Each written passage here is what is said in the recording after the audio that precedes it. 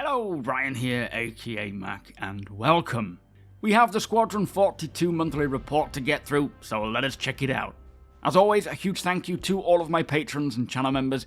Thank you so much for the support. I cannot do this without you guys. And if you do appreciate my videos, please do consider subscribing and helping the channel to grow. So starting with the AI content team, they continued to make key enhancements and refinements with the Idris. For example, dynamic conversations were fine-tuned with updates to NPCs to provide a more authentic feel. Updates were also made to the gym, like punch bags that now align perfectly and animate smoothly, and I certainly do expect players will be able to use gyms in the PU and for Squadron to help improve their passive skills, like your strength, or maybe improve your cardio running on a treadmill. They also reworked the gym hours to be more balanced, so players will see the correct number of NPCs whenever they choose to visit, but also plans for busier times were created to ensure the NPCs can always find a place to work out. So as mentioned in the past, all members of the crew in the Idris will have their day-night cycles, they will have work shifts, downtime, leisure time, and so much more, and you will be able to just watch them go about their business, interact with them, build a relationship with them, or piss them off. Also, NPCs will now carry a more diverse range of items, plus the trolley pushing and cargo handling animations were refined for added realism, while the security officer outside the bridge salutes players as they walk by. Now do note that all of this refinement work for things like the cargo handling will be very applicable to the persistent universe when it comes to hiring NPCs to work for you, loading and unloading your cargo, including how skilled they are or capable at handling particular cargo types. Next we have the AI features team, who progressed with 2 key flights, and they continued to improve combat animations for FPS encounters, plus hit reactions were also enabled for NPCs. For the AI tech team, they focused on various improvements like NPCs using trolleys, and now NPCs can correctly push a trolley to a location with an arbitrary orientation, plus improving transit and elevator usage while pushing trolleys so that the overall flow is more robust and fluid. And again, this will be required for NPCs in the PU, as they will need to be able to push trolleys and other items or devices through environments, navigating all the necessary transit systems.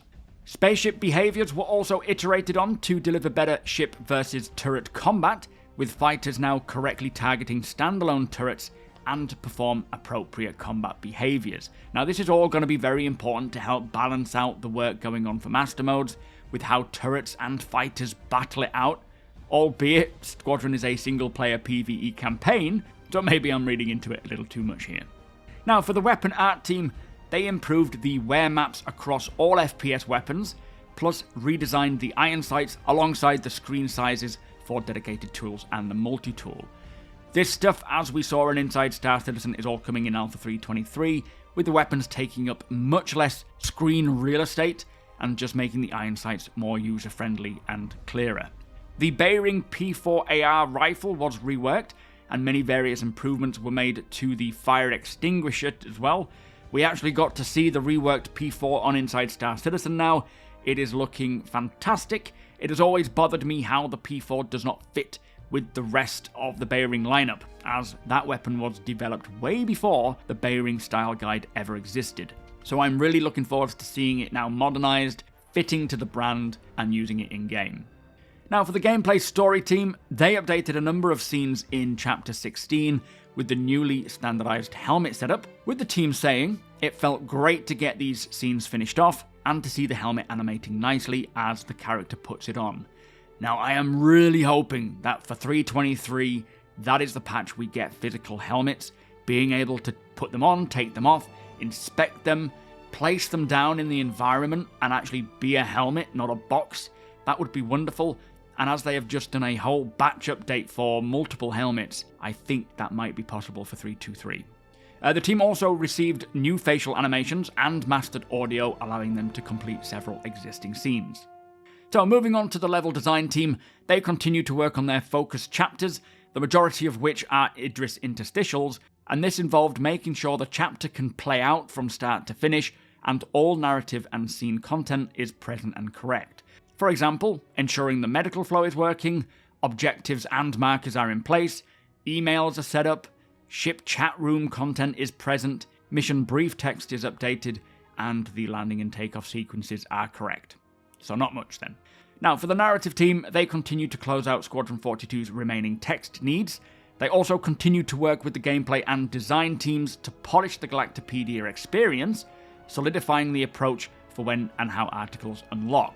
The existing entries were also passed along to the localization team to start translating, with the team saying, without spoiling anything, the team kept working closely with an artist to create some exciting content. The team also developed some lore for another set of collectibles that will require art as well. So it does sound like, for the Squadron 42 Galactopedia, as you progress through the campaign, you unlock new articles at certain times, like we see in games like Mass Effect, I guess, which will be very nice, and I do wonder if, for those who choose not to play through Squadron, whether you don't get those articles in the persistent universe to read. That would kind of be a nice bonus, I suppose, for actually playing through it.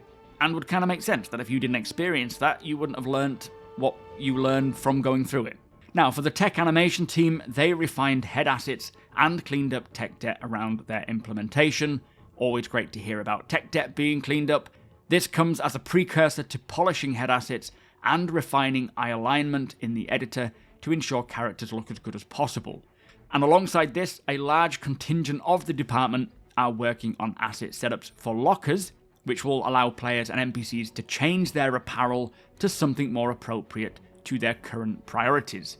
So this sounds like the work that will allow players to basically go to a locker and swap out maybe a full outfit or individual items for an outfit for whatever mission or stage of the campaign in Squadron that you are at.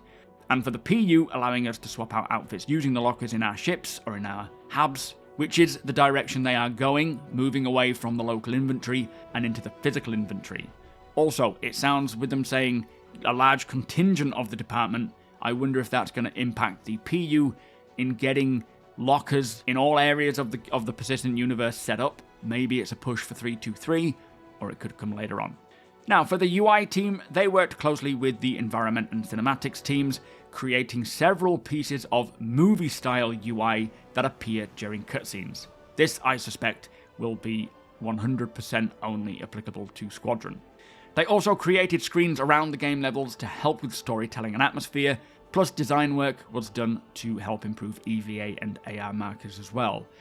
Do note that when it comes to seeing certain screens, like computer screens, and as they mentioned earlier, emails and whatnot, something that the player will be able to do in most environments is search for information that could give clues as to whatever objective they're working on, or some side quests, or some little hidden secrets, and going through emails and computer systems and scouring them for any hidden information is something they wanted to bring for Squadron.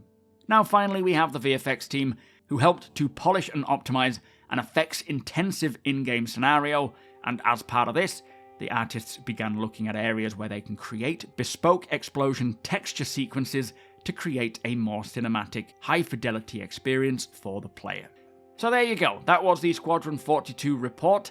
These are getting much shorter now that they are just in the polishing phase, and as we heard, there is a lot of polishing, a lot of improvements, tweaking various scenes to ensure that they look and feel as good as possible. Plus, it really sounds like they are paying close attention to the tiniest of details, as always, which is great in my opinion, as it will pay off when we finally get to play it. Lots of great work going on there that is also heavily shared with the persistent universe, especially in regards to AI, so I'm looking forward to that rolling out into the verse one day as well. But with that said, that is the Squadron 42 report. I will now get on with the persistent universe report, and as I say, if you do enjoy my videos, please do consider subscribing and helping my channel to grow. Come and hang out over at twitch.tv/SuperMacBrother. We discuss these reports, we discuss development, we play the game, and answer any questions that any of you may have. So the link is below, you are all more than welcome. Hit the thumbs up if you don't mind, it does the channel a big favour, and tick that notification bell if you would like to be notified when my videos go live. Again, a huge thank you to my patrons and channel members, thank you for watching, and I'll see you in the next one.